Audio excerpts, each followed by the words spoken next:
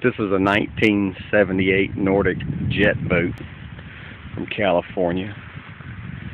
It has the original interior. All the gauges have been replaced since '78. They were done, I believe, in the '90s. Carpet looks really good. Obviously being used. It's jet drive.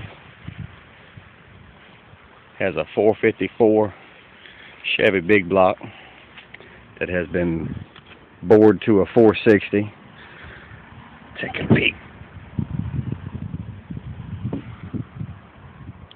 There you go.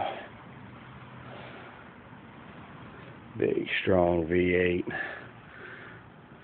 That is a 550 Edelbrock carburetor.